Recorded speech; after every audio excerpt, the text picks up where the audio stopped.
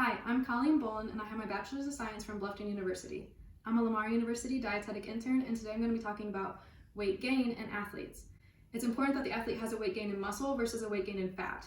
A weight gain in muscle can be achieved by working specifically with the athlete and looking at their height, their weight, specific goals that they may have, the sport that they're in, as well as the specific training that they're doing each day.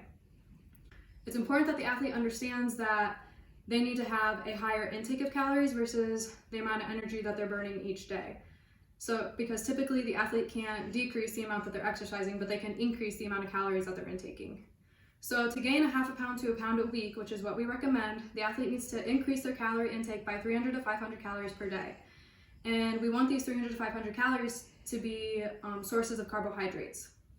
So some ways to help the athlete gain weight is to avoid drinking fluids before or during a meal, as well as avoiding carbonated beverages while eating, because carbonation will make you feel bloated, which will make you feel full, as well as drinking before or during a meal will also make you feel full. So we want to avoid both of those, so that way we make sure that we're eating all the food on our plate.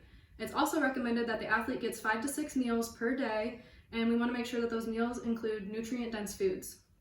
So how do we go about this? I would recommend meal prepping.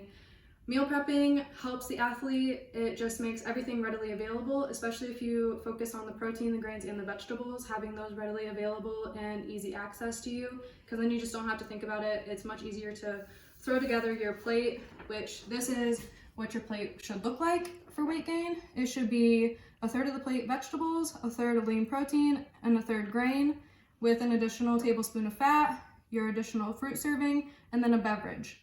So an example of this might include a third of your plate is broccoli, a third is lean protein, which could be baked or grilled chicken, a third could be your grains such as whole grain pasta, a tablespoon of fat may include guacamole or avocado that you could then add to your chicken, and then a serving of fruit may be a small apple as pictured here, and then your beverage may include water, Gatorade, or whatever sort of milk that you may choose.